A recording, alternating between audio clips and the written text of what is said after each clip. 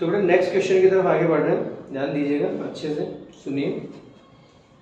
ये बेटा एक ट्रायंगुलर वेज शेप ऑब्जेक्ट है, ट्रायंगुलर वेज शेप ऑब्जेक्ट, ठीक है। ये ब्लॉक है, इसका मास कितना है 2m। इंक्लाइंड जो प्लेन है इसका, उसने हॉरिजॉन्टल एंगल बनाया थीटा, हाइट कितनी h, और ये जो वेज शेप ऑब्जेक्ट है इसके हाईएस्ट पॉइंट पर एक small m mass body placed है, स्मॉल एम बॉडी, ठीक है, कोई दिक्कत नहीं तो ओके। तो देखिए क्वेश्चन की लैंग्वेज एक बार देख लीजिए। According to figure a triangular wedge block of mass 2m on a smooth surface of height h। ये वेज शेप ब्लॉक है, मास 2m है, हाइट h है, एंगल थीटा है। From its top a small block of mass m is released on the smooth inclined surface। तो smooth inclined surface पर small m जो object है उसको आपने रिलीज किया है, जस्ट रखा है, फ्री किया है, आपने अपनी तरफ से कोई थ्रस्ट प्रोवाइड नहीं किया है, ठीक है बेटे। Find the speed attain by wedge block when small m reaches bottom of incline. जब जो स्मॉल m बॉडी बॉटम पर पहुंच जाएगी, जब स्मॉल m बॉडी कहाँ पहुंच जाएगी बच्चों, बॉटम पर पहुंच जाएगी, तो उस समय जो वेज शेप ब्लॉक है इसकी वेलोसिटी क्या हो जाएगी, ये आपको काउंट करना है। थोड़ा कैलकुलेशन का ऑप्शन समझ में आ गया सबको, कोई दिक्कत कोई परेशानी नहीं है। तो देखिए ध्यान दीजिएगा, जिस टाइम मोमेंट पर ये स्मॉल एम ऑब्जेक्ट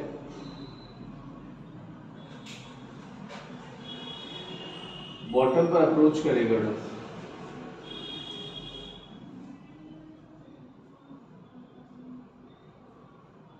कर लिया अप्रोच। अब देखिए ध्यान दीजिए, जो स्मॉल एम बॉडी है इसकी वेलोसिटी है सपोज यहाँ v2, कितनी है, तो जब ये स्मॉल एम बॉडी स्लाइड करते हुए डाउन साइड आएगा ना, तो जो ब्लॉक है वेज शेप ब्लॉक है ये अपोजिट में मूव करेगा या नहीं करेगा बताइए, कोई एक्सक्यूज, कोई दिक्कत वाली बात नहीं कर। तो जो स्मॉलर ब्लॉक है ये जब बड़ा इंक्लाइन डाउन साइड मूव करेगा तो उस समय 2m मास का जो वेज शेप ब्लॉक है ये कैसे जाएगा, लेफ्ट साइड, डन। इसकी वेलोसिटी कितनी ली हम लोगों ने, v1, और यहाँ पर स्मॉल एम बॉडी की वेलोसिटी क्या ली बेटा आपने, v2, डन। तो समस्या, कोई दिक्कत वाली बात नहीं। देखिए ध्यान दीजिएगा, हाँ जी, ये एंगल थीटा है, थोड़ा ये भी थीटा होगा, बताइए। तो v2 का बेटा ये ऑप्शन, v2 के लिए यहाँ पर जो हॉरिजॉन्टल डायरेक्शन वेलोसिटी बनेगी कितनी बनेगी, v2 cos of theta,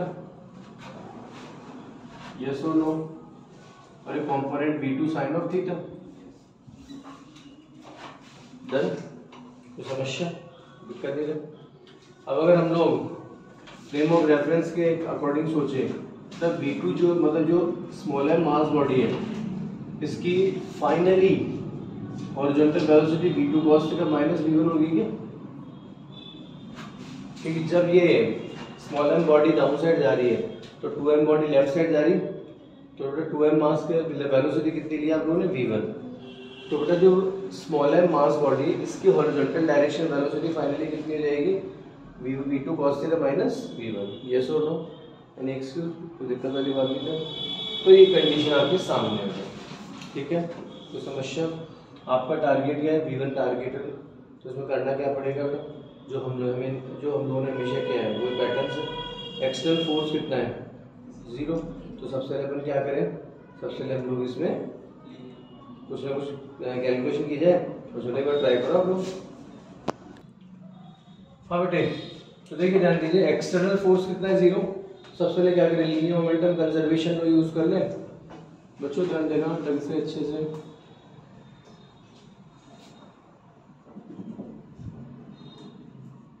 linear momentum conservation. तो हम लोग ना हॉरिजॉन्टल डायरेक्शन में लीनियर मोमेंटम कंजर्वेशन की बात करें, हॉरिजॉन्टल डायरेक्शन में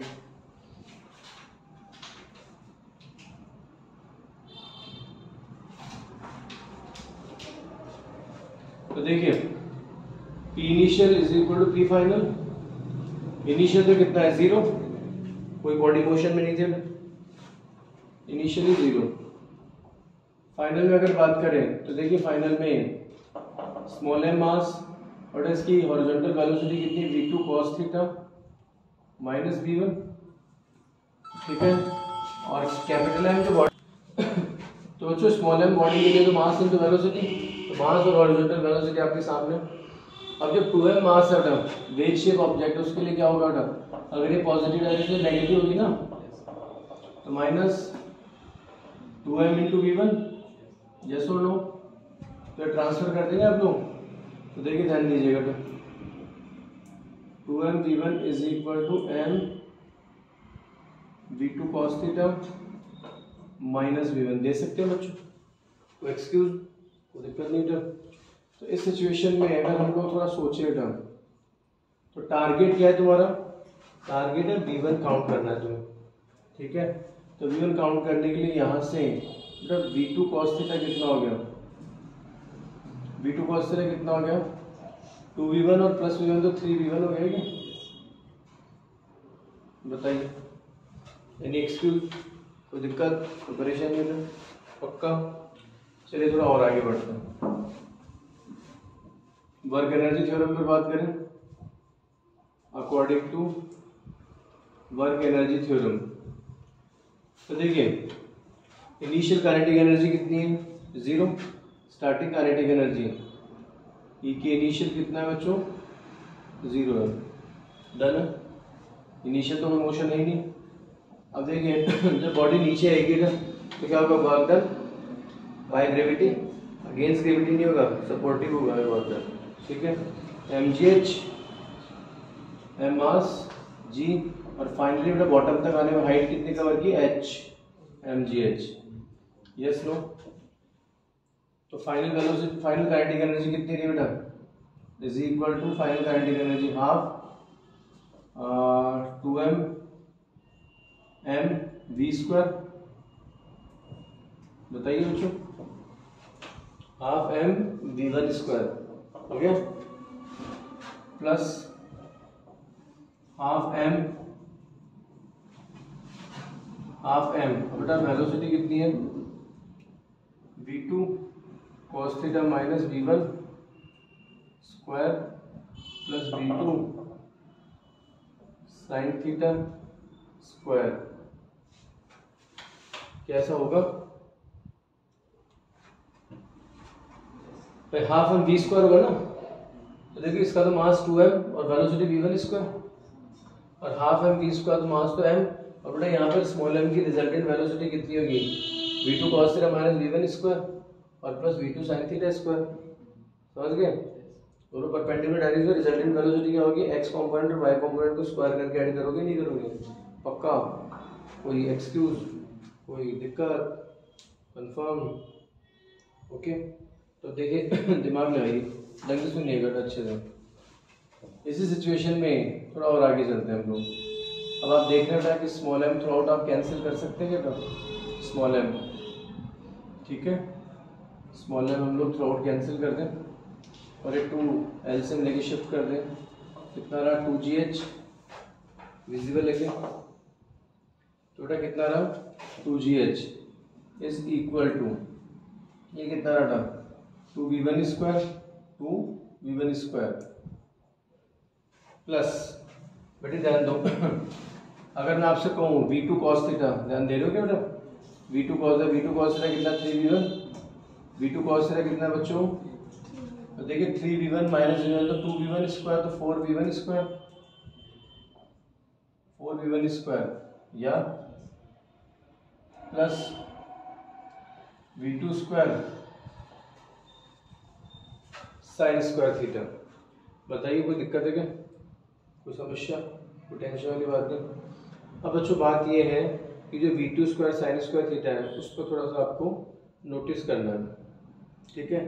अब यहाँ पर अगर हम लोग बात करें तो देखिए कोई भी ऑब्जेक्ट है तो ऑब्जेक्ट के लिए हम लोग कैसे मैनेज करेंगे, तो बेटे तो ऑब्जेक्ट के लिए अगर हम यहाँ ध्यान दें तो देखिए टारगेट क्या है v1, और अब एक्स्ट्रा कौन है यहाँ पे, ओनली v2 एक्स्ट्रा है कि नहीं। तो देखिए अब दिमाग लगाइएगा तो सभी अच्छे से,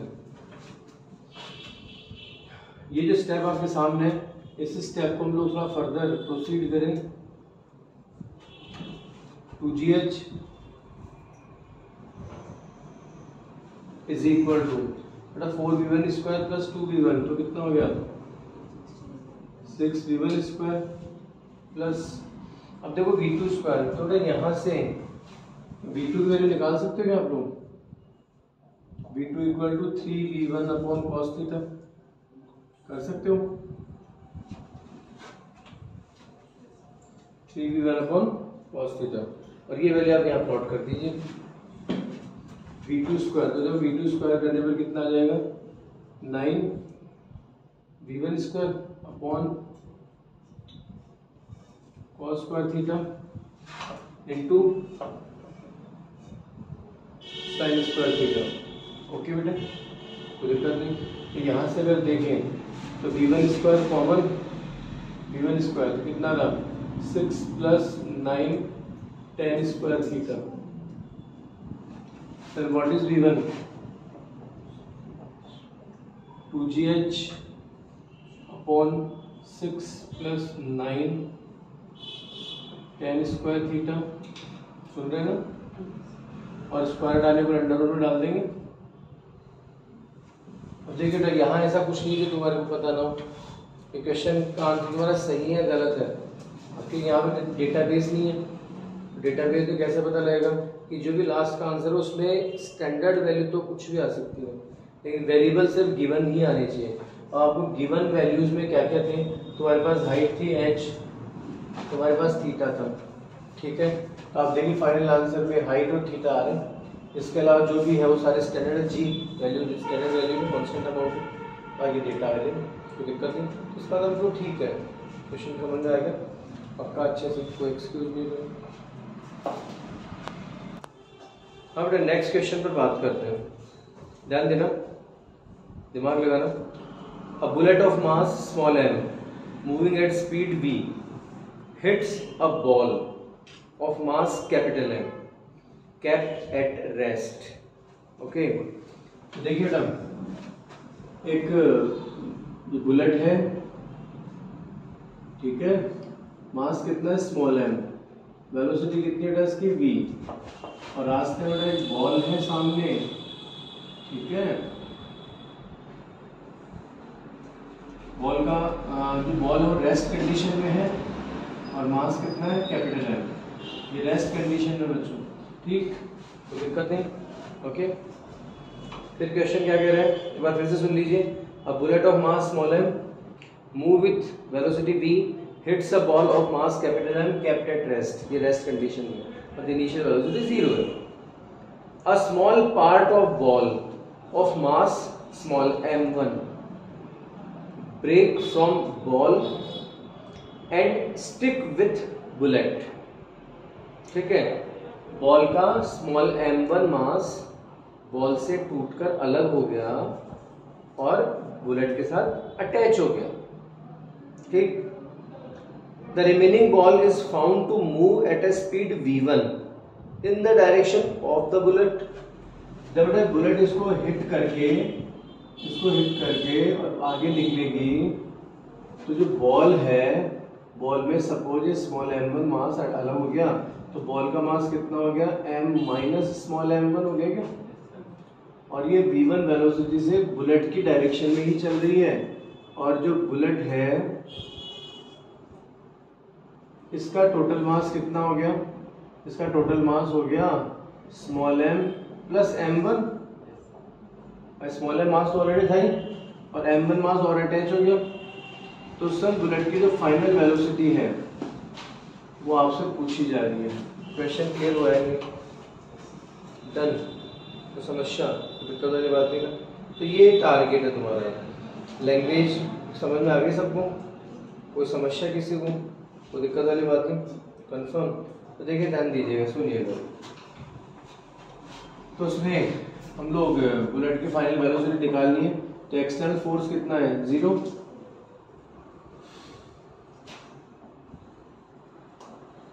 no external force apply on system,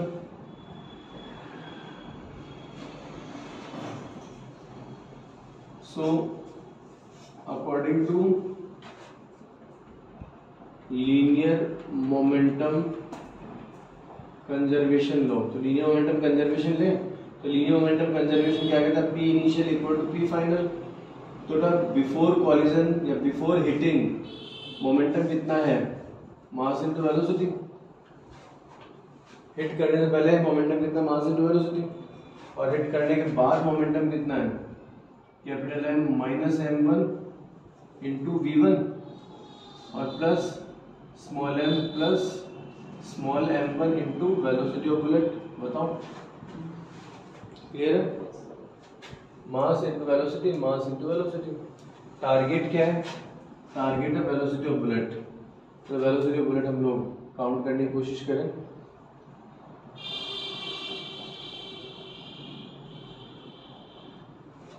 okay, तो क्या किया जा सकता है, small m into v minus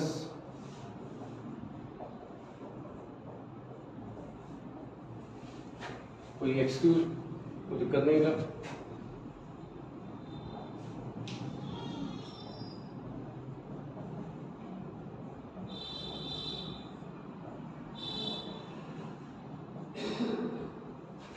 कर सकते हैं, बाकी जो जैसे भी मैनेज हो जाए वैसे अपन ट्रांसफर कर सकते हो, जो भी रिक्वायरमेंट होगा। सपोज बेटा ये कुछ कंडीशंस देखें और अपने से स्मॉल m1 मास कैलकुलेट करवा, तो इसी इक्वेशन को अपन लेफ्ट राइट थोड़ा शिफ्ट कर सकते थे। कॉन्सेप्ट ये काम करेगा, ठीक है, कोई दिक्कत वाली बात नहीं। पक्का?